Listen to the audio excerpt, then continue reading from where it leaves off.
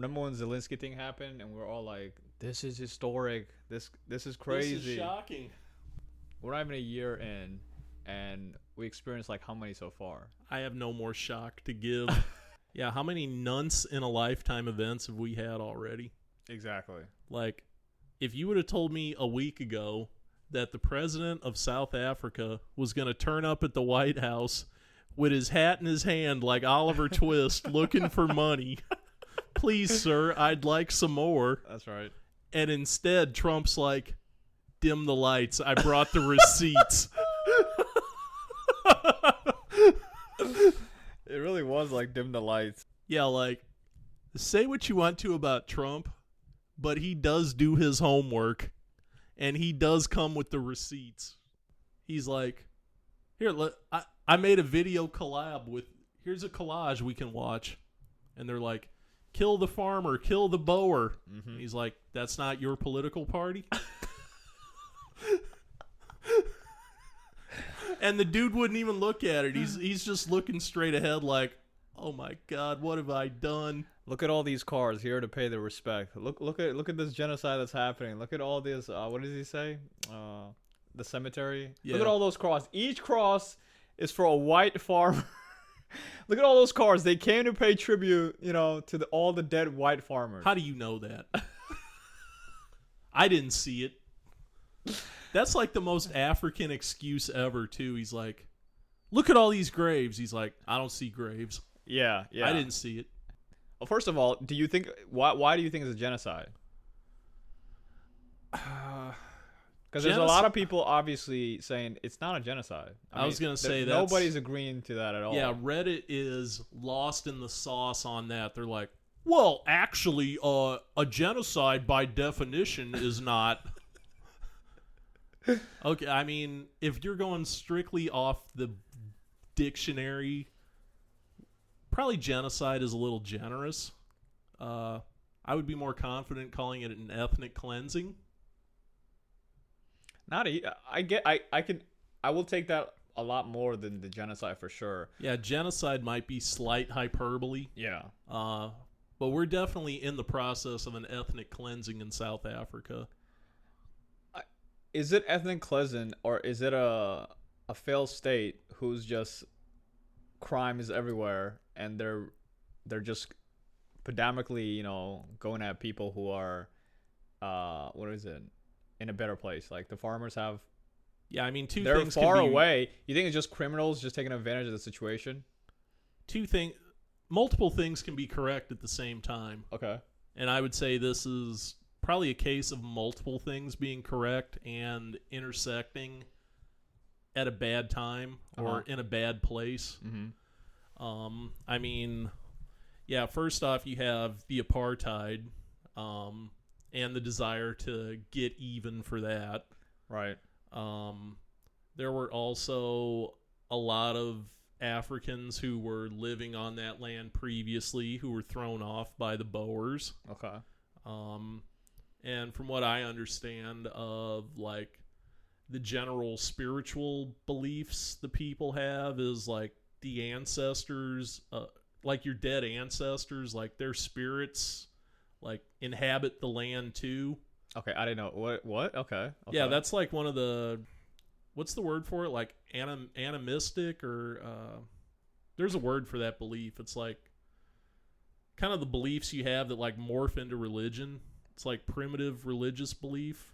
I read that there's like a belief that like, the spirits of your dead ancestors remain with you or like remain on the land or whatever. Okay. So being removed from the land is being removed from the spirits of your ancestors. So that kind of is part of their desire to get the land back because they feel a connection to it through like the ancestors who used to live there. I've never heard of this. Wow. Okay. So yeah, who's claiming this? I mean, just like that's part of the reason why they've got such a hard on for getting the land back from the whites is, like they have this. What percentage of South Africans believe this you're talking about? I can't say. I mean, continue. That's one. Yeah, Yeah, I just read that like generally there's this belief that, being cut off from the land is being cut off from the spirits of the ancestors too. Okay. Yeah, so there's that. There's getting even for the apartheid. And, there's just the general lawless, anarchical state of South Africa. Right. And a lot of the crime does befall whites, but a lot of crime also befalls other South Africans, Nigerians that are there. Like, right. The Indians that are there. The Indians, crime befalls them. Mm-hmm. The rhetoric, I would say, is pretty hot against the whites in particular. That's true. Yes. The rhetoric, I'd say, is hottest against them instead of, we don't say kill the Indian, kill the farmer. We say kill the Boer, kill the farmer. Right. Indians can farm, but they're, that's not who we're talking about. We all know who we're talking about, the right. Boers. That's right, yeah. There's a lot of things going on there. It's not one thing is right and one thing is wrong. It's a perfect storm of incompetence and trying to get even for the past and lawlessness and a lot of corruption. I would say the top of the pile is corruption itself. Yeah, it's extremely corrupt. Yeah. Let's just focus on the power outage that's been going on for they can't even keep electricity on. Yeah, so if you have that problem, and it's like a domino effect, the more power outage you have, the more. I think they were saying something like every day they were losing, when they have 6 to 12 hour power outage days, they would lose something like $200 to $898 million daily in their economy. I can see it. That's absolutely absurd. I fully believe that. That's so crazy. So in that scenario, businesses are not gonna thrive, and then the more the lights are out, who thrives? The criminals, right? And what is it? You have people who are making enough money to get out of the situation. They leave the country, and then what happens? More just unstabilization, because the people who can invest into making the economy better, they're leaving. And then you have the police or the government in general, who's supposed to protect the people. They're not protecting the people now. The people have to pay private. I think something like the private security is bigger than the army and the police combined. Private security is a massive section of the GDP. Exactly. And they protect what? The people who can afford that. Not everybody in South Africa can afford that. And then you have these farmers who live in the middle of nowhere. As we were just saying, the police take their time, and the police themselves are also corrupt, Yeah. So it's no, attacks on farmers go unanswered. Exactly. Those are communities that are cut off. You're on your own. And then you have a political party who is blaming all this on the whites. Yes. They're saying this is the white people's fault. Yeah, ANC is hot with the rhetoric. 100%. I think the video that he showed, what did he say? The place holds a capacity of 100,000 people. There were 90,000 people there. Yeah. That's crazy. Yeah, blaming somebody else for your problems is hardwired into the human condition. 100%, yeah. And it just happens to be in South Africa, all our problems are the whites did it. The whites did it, yeah. So if you take this rhetoric, if 90 people showed up for this, what do you call it? This parade? What would you call it? This speech? What, the one where the guy's rapping, where he's kill the Boer. What was that noise he was making? You know what I'm talking about, though. You saw it, right? No, I swear. That was the video Trump showed. He was they were rapping. He's kill the Boer. I think there's a language over there. They do that Tosa. I think it's called the language. Really No, he wasn't clicking his tongue. He wasn't like a Maasai. I missed that part. What was it? No, it was he was just rapping. He was it was rapping. a rap. Yeah, okay. That was part of the lyrics. Kill the Boer. But anyway, yeah. So the white farmers are just in a scenario where they're far away. They're also white. You have the whole half of the. Let's just say I would say a good majority of the population buys into this theory, right? Even the government itself is literally saying, wasn't just Elon and them having a fight about he was trying to put what's the satellite thing he has? Oh, Starlink. Yeah, he was trying to get Starlink over there, and they told him for you to operate in this country, you have to employ 30% of your employees have to be black. Oh yeah, yeah. I mean, oh yeah, they have a lot of racial quotas in so the hiring. so the fact that they have all these racial quota, so there's just so many things, but I think the basic starts off with that is that they're trying to equalize what happened with apartheid, and you just can't do that. You just can't. It's just impossible to do because there's a lot of people who had nothing to do with it. First of all, they have to suffer out of it, and just the idea that you can adjust or pay people back for suffering that your ancestors did, it just scale is just impossible. Has never worked. And this is actually a perfect example of when America itself is talking about reparation, why it will not go well. In fact, it's more harmful than it is beneficial to not just the country or even the people themselves. Both sides, really. This is the first government who implemented these ideas, and it turned out it was one of the worst things they could have done.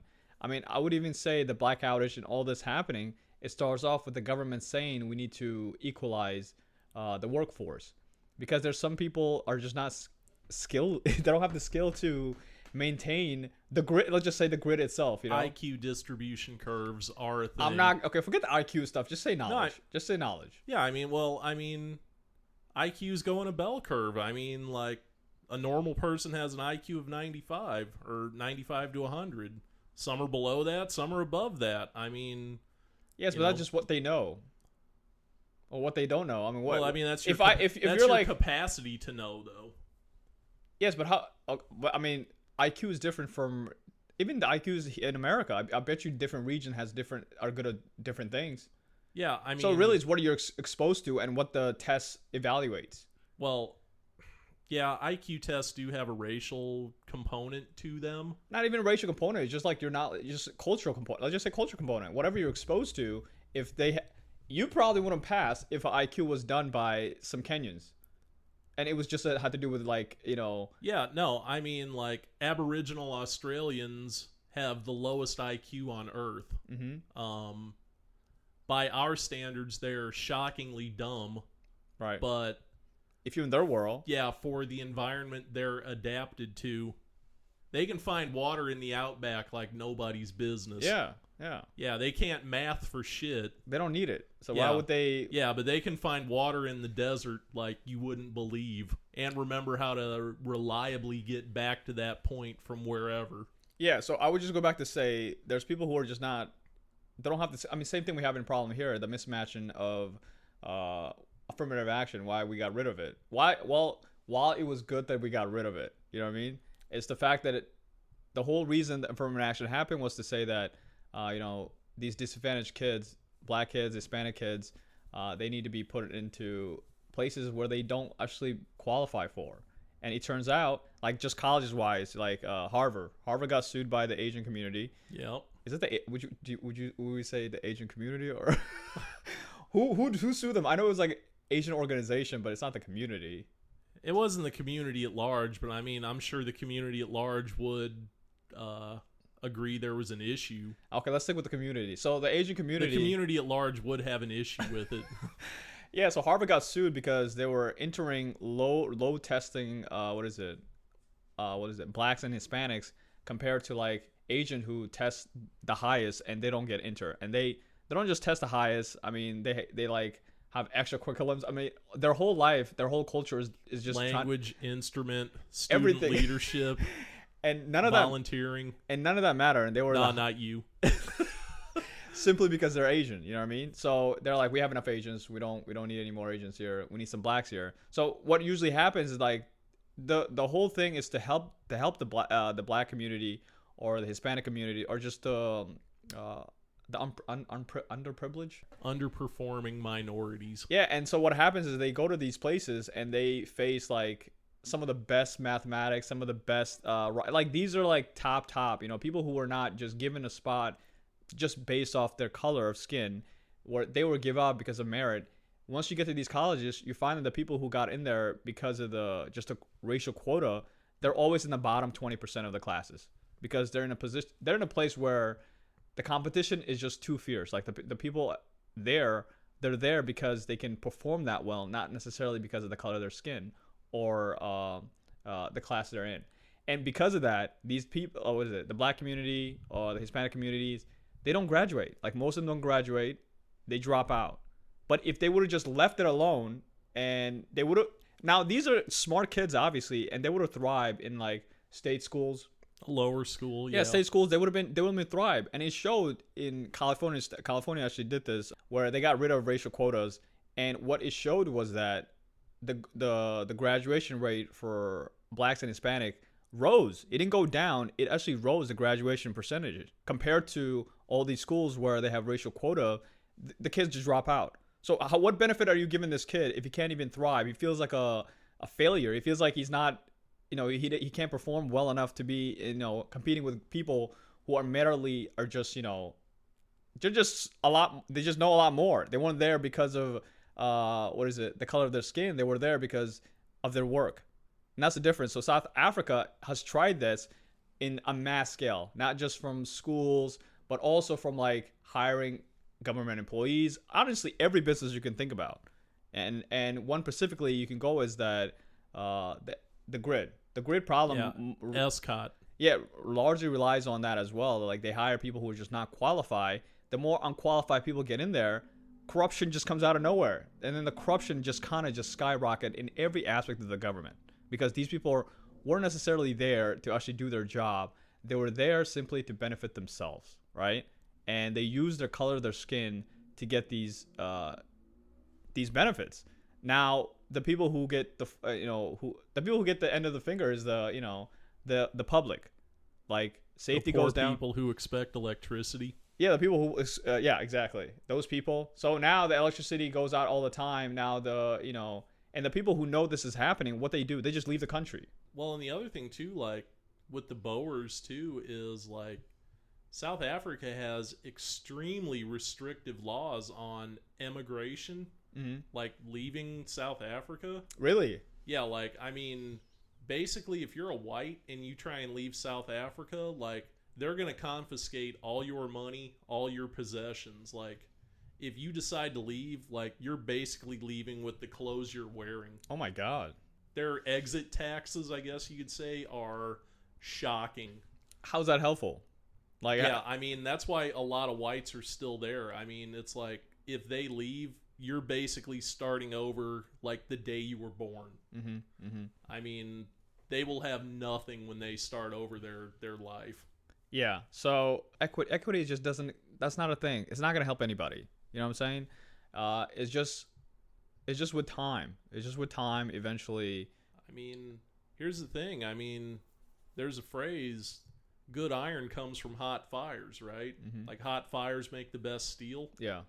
I mean, if you know that all you have to do is be a certain race and a job or an outcome is guaranteed, you don't really have an incentive to that's not the hot fire that makes good steel. 100%. You're not there. You're not going to perform. Yeah, nobody cares about your performance. Yeah, exactly. Performing is hard. Exactly. If I can just show up because I'm a certain race, like, that's not a good stress to perform better. Yeah, and when you criticize the government leaders, the people in power, all they say is like, the Boers. I mean, this is all the Boers, guys. You know, Boers did it. I mean, I'm doing my best, but the Boers just won't let me do what we need to do to benefit our people.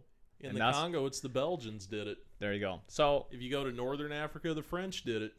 So for me, for me, the big take of this is just like, I would say every country, there's a group of people who have been oppressed like you couldn't imagine.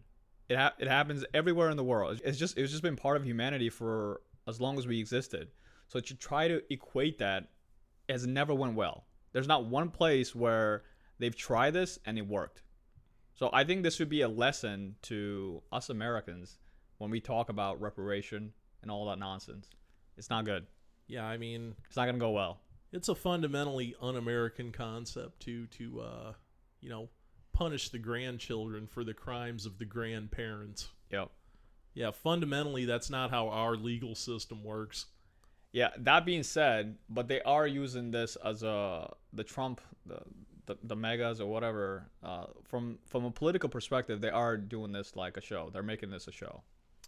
Yeah, I mean, this is not just.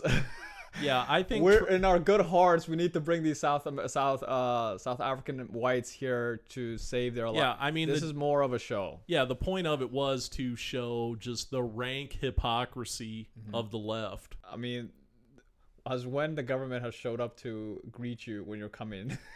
Well, they literally went to the airport and be like. Well, it's funny too that like, you know, the women are all like, refugees welcome. And then these ones show up and their women all look like Charlize Theron. And they're like, no, not those refugees. Somebody had a meme where it's like, if refugees were only thick Latinas and Charlize Therons, they said white women would form SS brigades and hunt them down. Refugees would not be welcome. That's true. I mean, everybody has their own bias. You know, there's a lot of people who think, you know, if you're white, there's no way you can be, you know, oppressed. There was a picture of like one of the refugees they brought in from South Africa, like blonde, thin, and beautiful, and they're like, now you see the problem.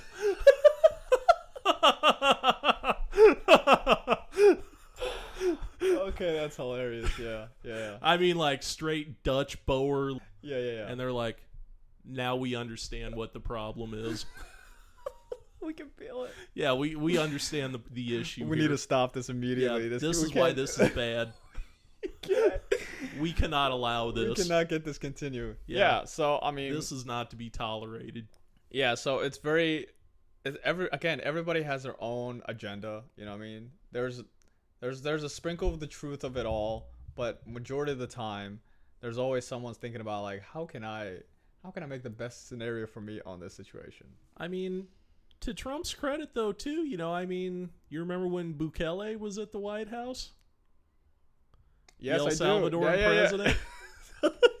I mean, there was no ambush there. There were homies. Yeah, I mean, like, nobody looks better. They were like throwing shots at each other. Like, can you believe this guy? I'm not letting him out. He's like, what? You want me to smuggle a drug runner in here?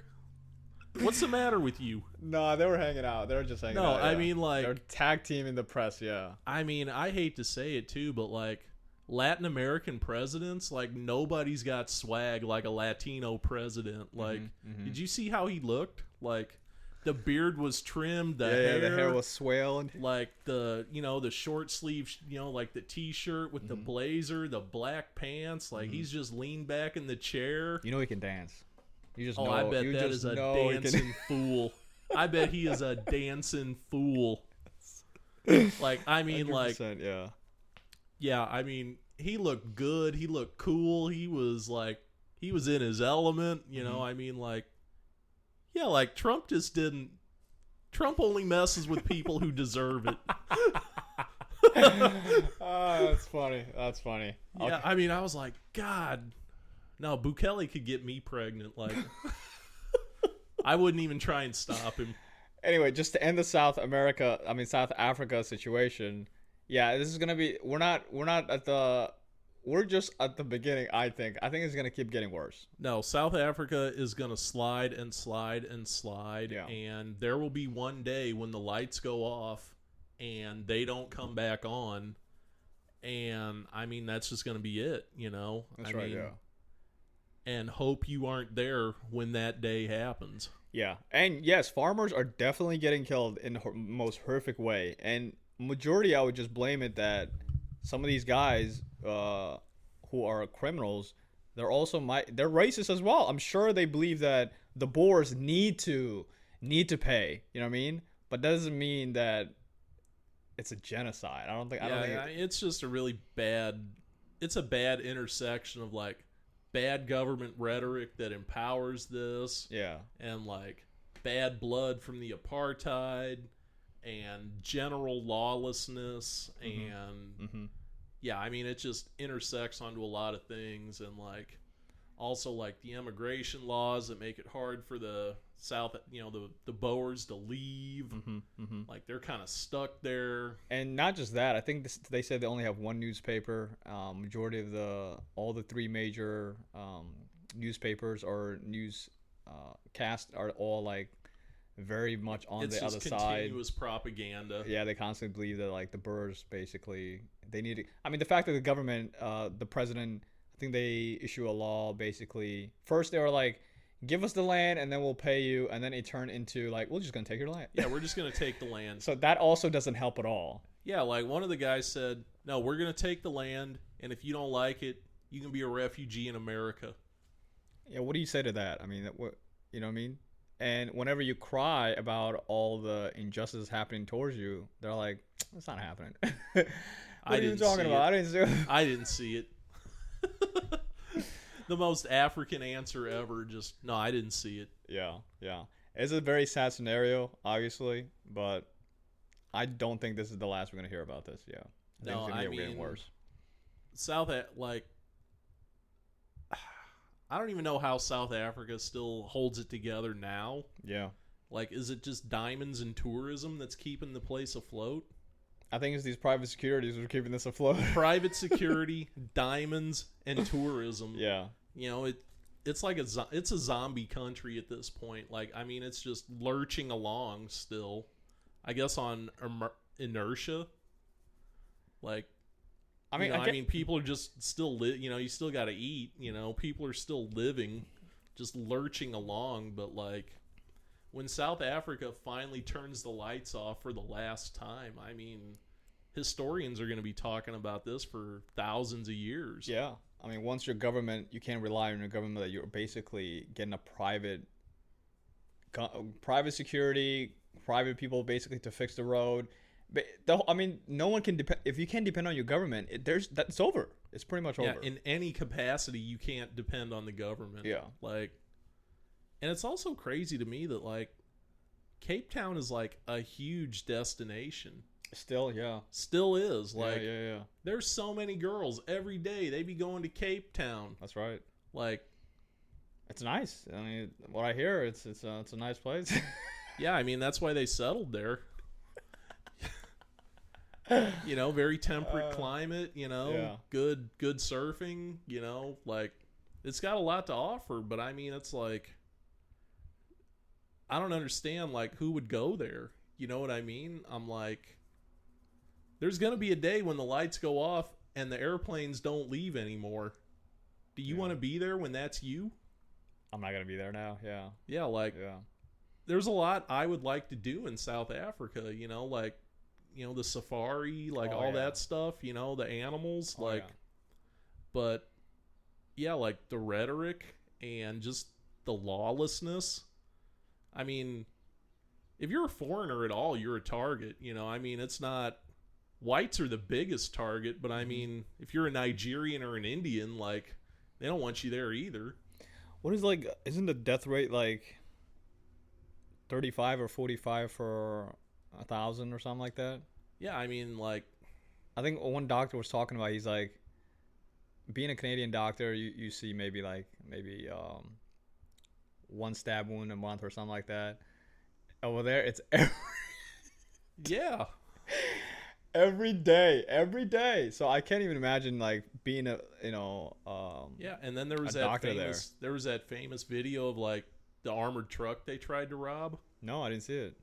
You mean the one? I seen the video. It was from a little while ago. Yeah, I seen the video. Yeah. I mean, yeah, gunshots being exchanged on the highway as an armored truck tries to outrun the robbers is apparently Tuesday in South Africa. Yeah. But here it would be national news, but in South Africa, it's just, yes, that happens. Yeah. But anyway, have you seen the Theo Von crying about Israel? No, Theo Von? Yeah. What's wrong with Israel? Well, I think it was like, well, personally, he's been doing this. He's done it before, and this recently, he's just like, I don't know why we're doing this. He was like crying. Yeah. Is he pro-Palestine or pro-Israel? Pro-Palestine. He's like, genocide is happening over there, and I feel guilty. We gotta say something.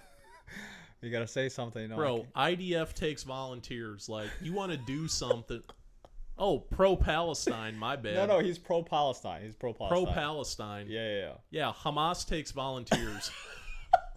Hamas would love to have you.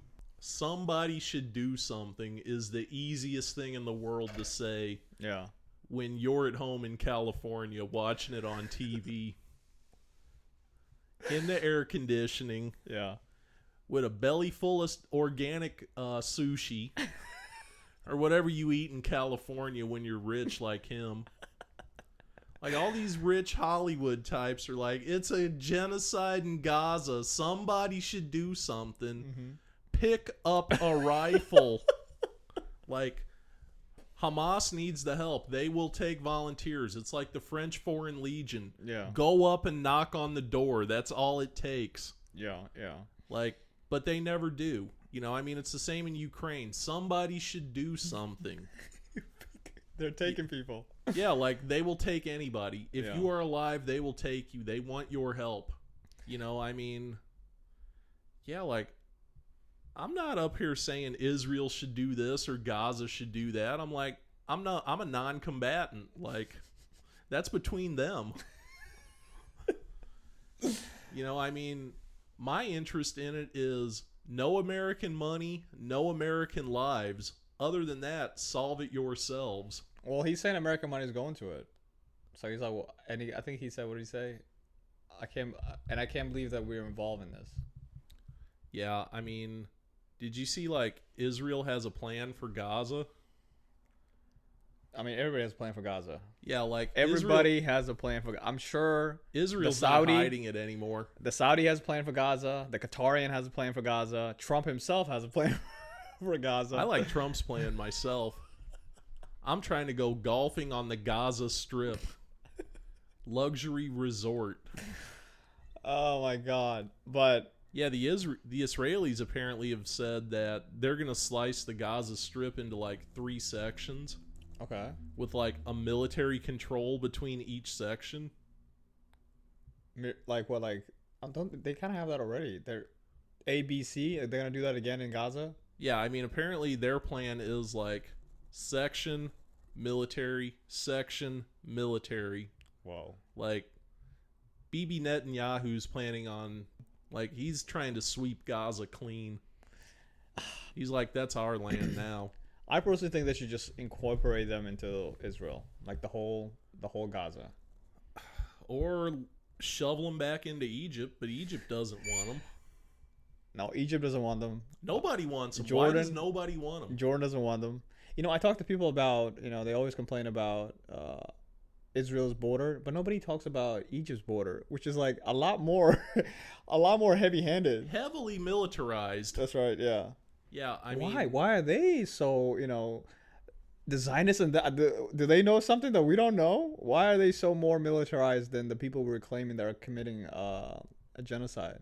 Well, the really telling thing to me, you know, you can always watch what people do instead of what they say, right? That's right. Like, a Palestinian is not unique, right? Like, Palestinian is not a race, it's not an ethnicity, it's not, you know what I'm saying, right? Mm-hmm, like, Palestinians are garden variety Arab Muslims, right? Mm-hmm. Why does no other country that is primarily garden variety Arab Muslim want you? Like, Egypt is Arab Muslim, right? Yeah. Jordan, Arab Muslim. Yeah. Saudi Arabia, Arab Muslim. Mm-hmm. All of them are like, no, we don't want them.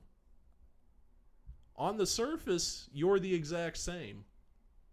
But nobody wants you there. Why is this? There's an yeah, answer. like there's a reason behind this. There is a reason, but nobody wants to admit. Yeah, we don't want to talk about the reason for this. Yeah. But anyway, yeah. So is it because they're rabble rousers? We don't want troublemakers. Like, what is this?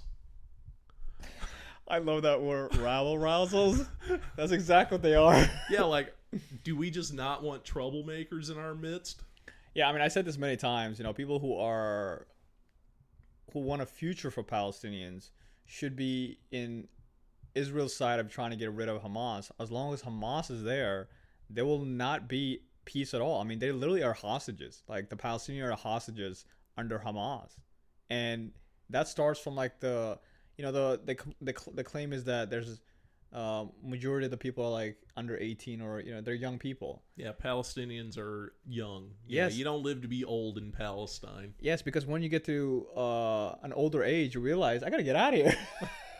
I gotta do everything in my powers to make sure that I get out of here. That's one. And the second one is just that what is it? A lot of people die just from not just from Israel. It's more just the other Palestinians. Other Palestinians are just killing each other as well, but nobody wants to acknowledge that as well. And just the fact that there's no progress there. There's no school basically. There is no school. There is no food. There is no medicine. There is no hospital. And all of it is controlled by a terrorist organization. So really, as a society, like I said, it's very easy to say it's terrible to see kids getting killed. I mean, that's pretty easy. We can all agree on that. Yeah, nobody wants to see death. Like, yeah, that's a universal thing. But that's so easy to say. Non-combatant children. Yeah, that's so easy to say. That's not that hard. But this problem is very hard. And the same people who are saying like we should do something about it refuse to acknowledge the main problem. So as long as nobody wants to address the actual problem, which is the Palestinians really hate the Jews.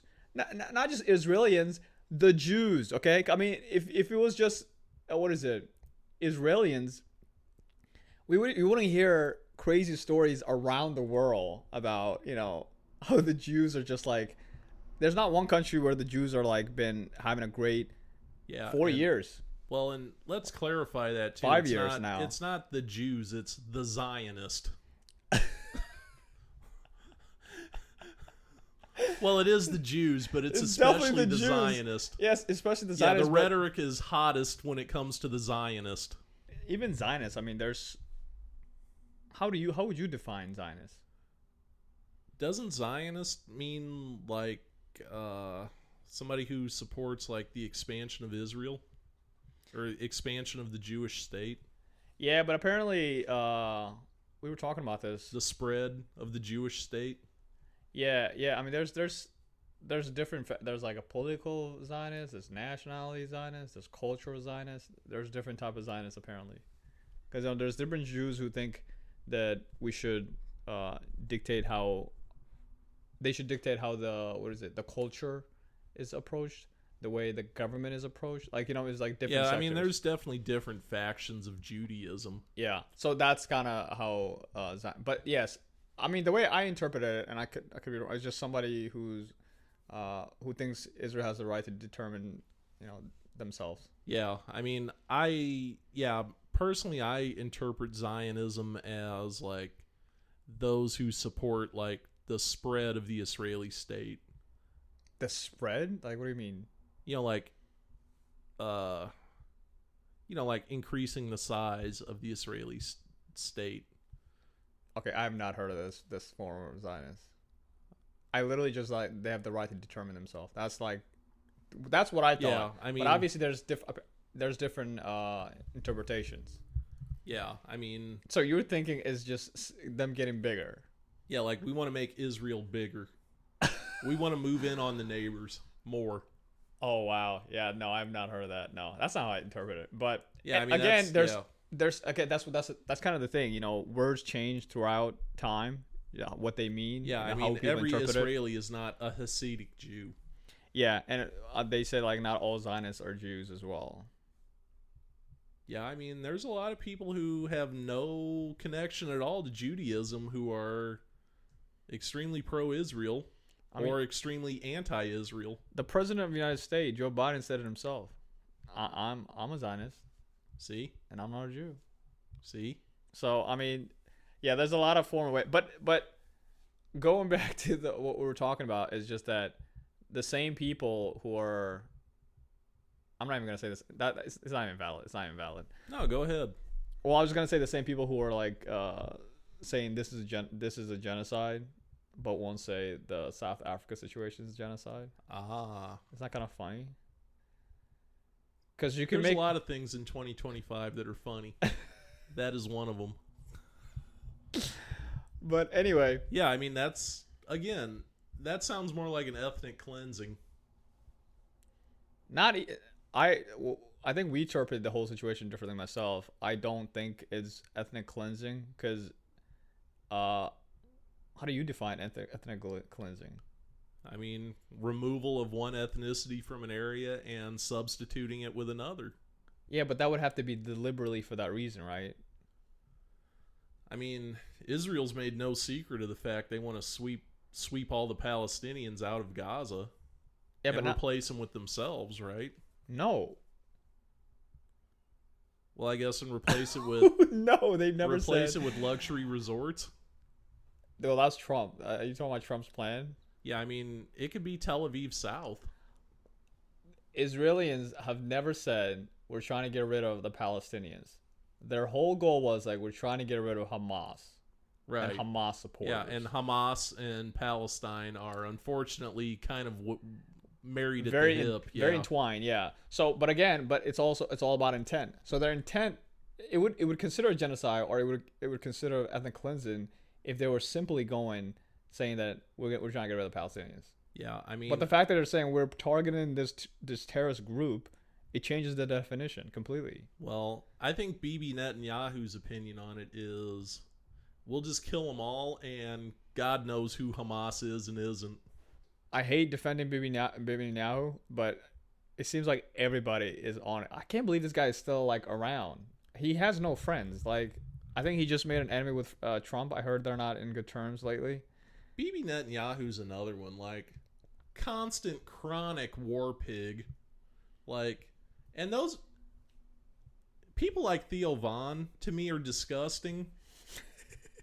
Like, you know, you're allowed to have your opinions, but like using your platform and like crying about shit when like you actually won't pick up a rifle and go, that's disgusting to me, right? Pick up a stick. Yeah, you can talk the talk. Let's see you walk the walk, you know? Right. Like, Theo Von to me is disgusting, but Bibi Netanyahu is extremely disgusting to me because complete war pig, right? Bibi Netanyahu loves war. I disagree, obviously, but continue. Well, he's a war pig, right? What do you mean by war pig? War hawk, warmonger. Okay, but when you say war pig, you're assuming he's just on the attack, not on the defense. Yeah, I mean... Well, I disagree. I think he's on the defense, not on the attack. Well, my thing, though, is like... Never, you know... It never seems to be a ramping down of the war rhetoric. It always seems to be like an escalation of the war rhetoric. Okay. And that's the easiest position in the world to take also, when you know you're not going to war. Oh, he's just... Okay, I get what you're saying. Cause the rhetoric always gets hotter. It never cools off. I get that, yes. Yeah, and like he's never the one that has to deal with it. No, he's not the general out there like in it's the not front, his family that goes. Yeah. Yes, I agree. Like, you know, and that's a problem too with Israel. Like, Hamas is a problem, but it's like the leadership of Israel is really into escalating all of this too. You know, I mean, they never de-escalate this. The rhetoric never ramps down. Yeah, but the last time it ramped down, they got massacred. Yeah, I know. You can't really give Hamas an inch. So this is my thing about his whole situation. Yeah, like, every time you try and negotiate with them, they fuck you over. Yeah, people try to be very fair, and I understand, like, you know, a lot of people are dying. It's a human nature to try to feel what the other side is feeling. But the main crux of the whole thing everybody's missing is that one side is literally saying we'd rather die than live next to these people. So it's very hard for me to criticize. The Jews or Hamas? Hamas, yeah. It's easy for me to say nothing justifies killing 40,000 people. So easy, because you can just say that. Easy words. You don't. It doesn't affect you, but it's a whole different scenario when you live there and you're like, just are actually dealing with a problem. Like you have a bunk bed. I mean, what is it? What is it? What is a bomb? A bomb shelter in your own house. Shelter, yeah. And like you don't know any second there could be like rockets coming at you, you know, and that you have to tell your kids like get in the basement, or if your kids are not home, you're worried if this hits them or not. Like, you're not worried about any of those scenarios. You know what I mean? Yeah, So, I mean, life in Israel's hard, but life in Palestine is particularly hard. it is particular. Again, this back and forth situation because they are in a hostage situation. So I think as a society, we should be fully back in Israel of trying to get rid of Hamas. Then we can really have a conversation when the terrorist group that's holding these people hostage are out of the way. But there's no conversation to have about what we should do, what we should not do, as long as that group is still there. Because whenever you're like, you know what, you're right, nothing justifies killing all these people. Let's just back off. What happens? They come to you. Hamas becomes emboldened. Yeah, so it's just like they are weak. Exactly. The enemy literally is weakness. They literally, that's how they view things. It's like they backed up because Allah is with us. You know what I mean? I mean, that is the unfortunate thing. I mean, there's a phrase, governing Arabs is different than like governing Westerners. Mm-hmm. Like when Saddam was around, there was a phrase that Iraqis cannot be governed by reason. They have to be governed by force. And there was another phrase that said, it's better to have 100 years of tyranny than 1 day of anarchy.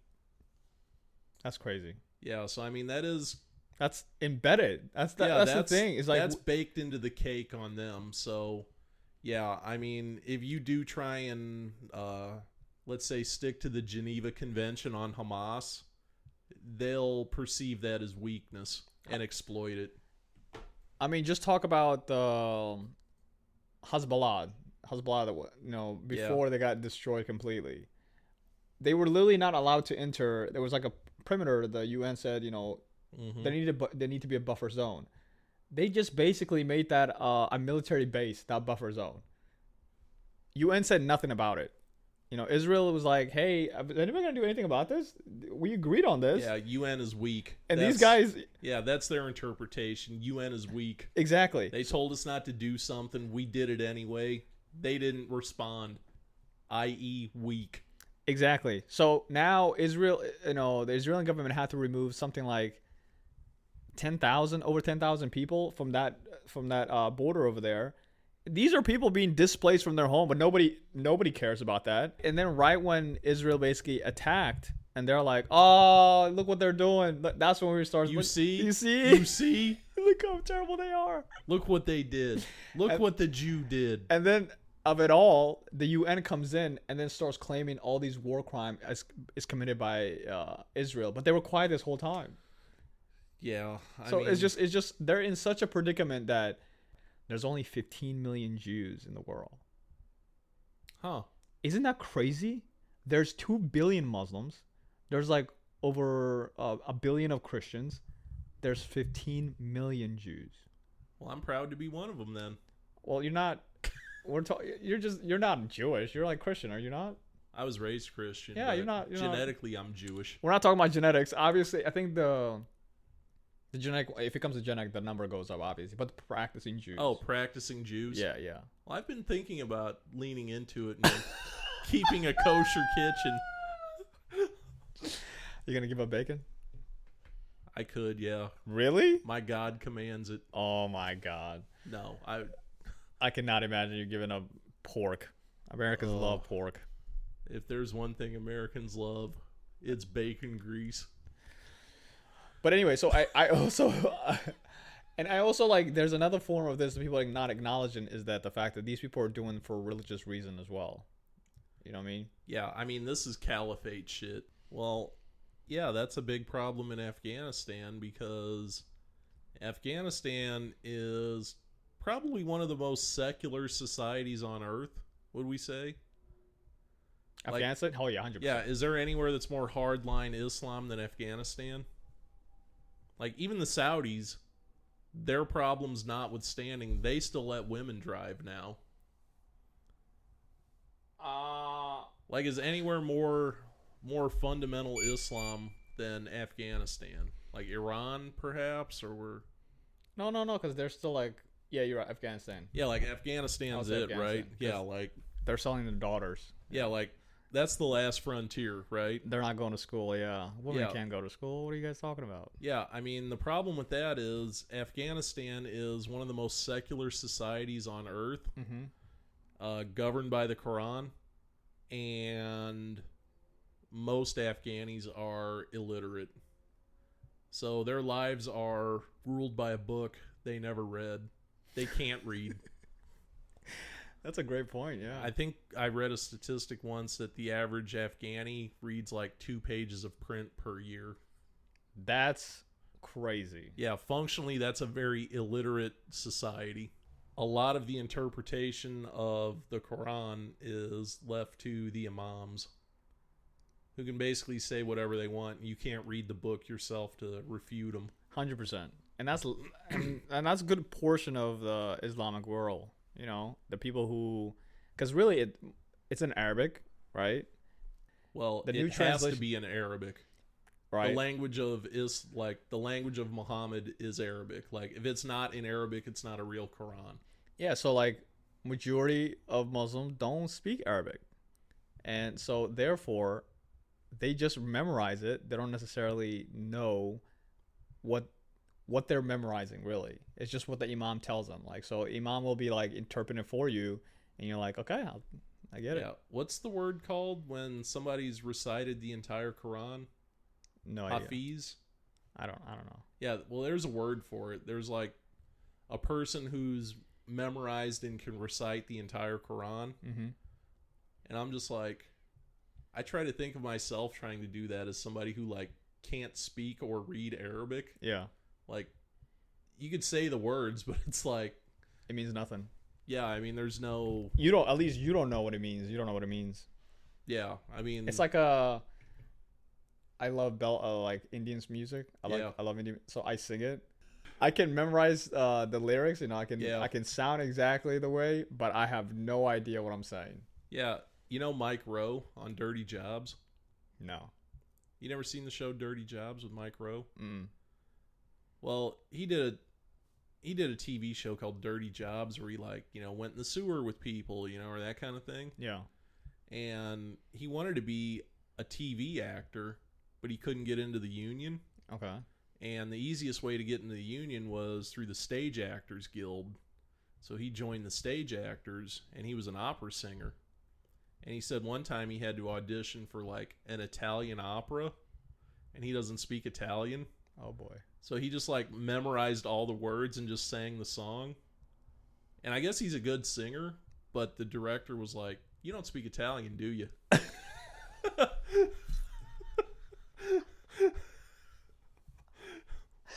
You know, like, he could hit the proper notes, but, like, yeah, he got caught. He got caught. Hey, man, let me talk to you for a second. You know, hey, let me holla at you. You don't speak Italian, do you? That's hilarious. Yeah, he just, you know, learned how to say the words that he had to for the song. You know, and he still got picked for the part, I believe. Really? Yeah. I mean, like, as a singer, he's a good opera singer, but yeah, he's like, hey, you don't speak Italian, do you? No, I don't. Yeah, no, I don't. So, but yeah, so anyway, it, like I said, going back to the whole thing is like, it's very okay. You were talking about Netanyahu or whatever. Yeah, it's very easy to say that he's a warmonger or warhogger, but I just think what he's dealing with, anybody in his position would be talking the same nonsense. Yeah, because they have to. Yeah, they he's literally in a bad have to. Spot where he's at. Yeah, I mean, he's competing with somebody who wants to eradicate their existence. I don't even know how you deal with how do you deal with that? Yeah, and I mean, everybody around him is taking a swing at one point or another. 100%. The Egyptians tried a couple of times. They lost Jordan, in 6 days. Jordan, the Lebanon, the Lebanese, the yeah. Syrians. Everybody has tried. Plus multiple other times of combinations of them. Exactly. Yeah. Yeah, like literally from the day they were independent, the next day it started. Yeah, I mean, you know, then there was like the 6 Days War, the Yom Kippur War, like. So yeah, I think it's easy for me to be here and be like, what a pig. What did you say? War pig. What a war pig and all this. That was a Black Sabbath song. You know, Ozzy Osbourne, it was a Black Sabbath song, War Pigs. Yeah, their position in the world is very precarious, surrounded by people who have an axe to grind. So I mean, I do at least understand that. But yeah, so I mean, so just I'm just looking from that perspective. I think that's why my view changes on how I view their situation. I think they're in was it rock and a hard place or something? Yeah, they are between a rock and a hard place. Like, yeah. Yeah, I mean, my thing though is just like, you know, I just want whatever's going on over there, just no American lives, no American money. Like, let the biggest dog fight and win, you know? Like, that just seems like the easiest thing. Just like, handle it. Like, oh, and I would also say no nuclear weapons. Israel's a nuclear power. So Iran's trying to get a nuclear. Yeah, and Trump said, like, hard line, you're going to get bombed. Stop this. Okay, so what is your take on that?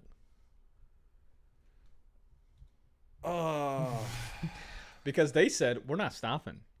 So what happens now? Because the warmonger guy you're talking about, he's letting you know, these guys, once they get it, they will use it. They have said, we will use it. It's not like they're hiding about their intentions of, using it as well. And you obviously are against war, no, all this. So what happens? How do you, go ahead. How do you deal with this? A hard problem right there. Go ahead.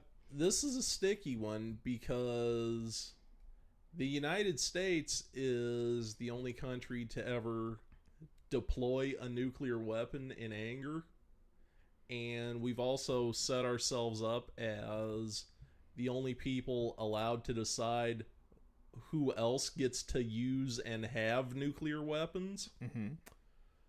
So there is hypocrisy in that, given our history of actually dropping nuclear weapons on people. So to say that the Iranians can't have one is hypocritical from that perspective. Okay. But also the fact that they would not have nuclear weapons as in a defensive capacity, like they would use them offensively, right? Like if you look at when they said they would. Yeah, like if you look at like the early days when it like just Russia and the US had nuclear weapons, largely they were defensive, right? Like we had nuclear weapons, they had nuclear weapons, MAD, mutually assured destruction. So it was a defense thing, right? Like nobody wanted to be the first guy because you were going to get plenty back in return. So that said, if Iran was to say like we wanted to have nuclear weapons for defense from Israeli aggression, let's say, because Israel's a nuclear power. Mm-hmm. Like if they wanted them for defensive purposes against Israel, that would probably be different, or I would have like a softer opinion on that. But the fact that they want to use them offensively, that doesn't really seem acceptable. Like, that doesn't seem. Yeah, I don't know. Like, if we're saying we want them so that nobody else can use them against us, that doesn't sound that far out. Mm-hmm. But if they're saying as soon as we have it, we're planning on using it, I don't know. Like,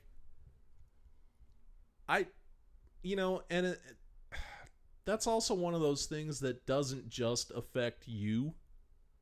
Like, I mean, the size of nuclear weapons now, right? Like the blast radius and stuff. Mm-hmm. Like, if they did get one, I'm sure it wouldn't be like a clean nuclear bomb. Oh, it's not. Yeah, like it wouldn't be like one of ours. Like one of ours, it would burst above the ground, pretty high up. It would be like Houthis built it. Yeah. I mean, like, our modern nuclear weapons, the fallout from it wouldn't be that bad or that much, mm-hmm. because they would, like, burst in the air. and it wouldn't like suck a lot of dirt up and disperse it. I'm sure that one, if the Iranians had one, it would be a dirty ground burst, right? So Israel's not that big. Israel's a small country. Like, Israel would bear the brunt of the problem if they let one off, but I don't know which way the wind blows in that area. Well, first of all, the Palestinians that live there are gone. Yeah, they're gone. That's another thing no one's thinking. I guess they're not thinking about that. But again, yeah, like this is jihad. Yeah, I understand their logic on that. Continue. Flawed as it is. Yeah, continue. But I mean, yeah, like no, I mean the fact that Iran wants to use them offensively, and also the fact that there's no way to contain this just in Israel. Like, yeah, I mean, I hate to say it, but like, Iran can't be trusted with this. Like, I don't know which way the wind blows in that area predominantly, but like, if they let one off in Israel, like, the fallout could go to Italy, or it could go north to Turkey, or it could, south. Like, we don't know where the fallout's going to go. I mean, yeah, this is not just Israel's issue. Like, this could poison the ground in a large portion of the world, I mean. So, is that worth going to war for? I'm going to say yes, but go ahead. Worth going to war for.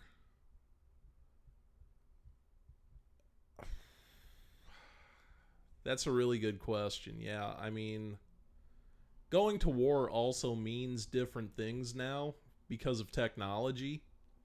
Like, yes. Like, we can go to war with Iran right now and have no American within 2,000 miles of the place. Like, I mean, going to war with Iran means sending the drones and sending the high altitude bombers and sending our smart bombs. Yeah, fuck them. But like, that kind of stuff doesn't put American children in jeopardy. You know what I mean? Yeah. Like, that's a lot easier for me to take ethically and logically than like an actual on the ground direct invasion. Like, I don't know if like on the ground direct invasion regime change is warranted. But how about, I mean, it's not even that we have to go to war. Israel themselves said, we can handle it. Just give us the green light. Just protect us from the backlash they will definitely receive. Because they can do it right now. They can literally do it right now. Yeah, if Israel wants to handle it, yeah, that's fine. They want to handle it. It's just that, they're waiting for, they're chomping at the bit to handle it. I'm sure they already drew the lines where to hit and everything. They already have a plan perfectly for this. Oh, they're just waiting the green light. Yeah, they've got a whole dartboard up. So I think even whenever we decide to go stop this, I don't think it's going to be us. I think that Israel is very much happily will do it. Yeah, I mean, at the risk of sounding like a war pig, I mean, like, the stakes are very high if Iran was a nuclear power. Like, yes. Yeah, we're playing with the big one here. Yeah, and this is a hard problem. This has potential to get out of hand also. 100%. So, yeah, given that they want them only for offensive use, yeah, the international community really can't allow this. Like, I agree. Yeah, there's too much at play on this one. I agree. Anyway, we're going to end it there. It's been pretty long, but we'll see you guys next week.